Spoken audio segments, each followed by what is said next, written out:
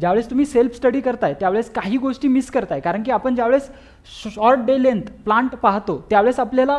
कॉलेजमध्ये एकच गोष्ट शिकवलेली आहे की 12 तासांपेक्षा कमी ज्या प्लांटला लाईट लागते आणि त्याच्यामधून काय आहे फ्लावर इंड्यूस होतात ही गोष्ट. बट याच्यामध्ये सगळ्यात महत्त्वाचं काय आहे, 12 तासांपेक्षा कमी लाईट हा पॉईंट तर आहेच, बट ज्यावेळेस तुम्ही UPSCसाठी लिहित असाल, टेक्निकल लँग्वेजमध्ये जर तुम्हाला लिहायचं असेल आणि त्याच्यामधून जास्त मार्क बाकीच्यांपेक्षा जर पाहिजे असतील तर त्याच्यासाठी काय आहे, सगळ्यात महत्त्वाची गोष्ट म्हणजे तुम्ही ज्यावेळेस लिहिताय त्यावेळेस लाईटचा रिस्पॉन्स तर तुम्ही लिहिला, बट याच्यामध्ये फ्लावरिंगसाठी सगळ्यात महत्त्वाचं आहे continuous dark period of about 14 to 16 आवर. हे गोष्ट मेन्शन करणं गरजेचं आहे, त्यावेळेसच तुम्हाला बाकीच्यांपेक्षा 1 किंवा अर्धा मार्क जो आहे तो जास्त भेटणार आहे. आणि असे जर तुम्ही 19 क्वेश्चनमध्ये थोड्या वेगळ्या प्रकारे जर गोष्टी लिहिल्या बी स्पेसिफिक, तर तुम्हाला काय आहे अर्धा जर मार्क भेटला प्रत्येक क्वेश्चनला, तर 19 क्वेश्चनमध्ये तुम्हाला जवळजवळ 7 ते 8 मार्क इझिली भेटून जाणार आहेत बाकीच्यांपेक्षा जास्त. त्याच्यासाठी थोडंसं आपल्याला स्पेसिफिक अभ्यास करावा लागेल.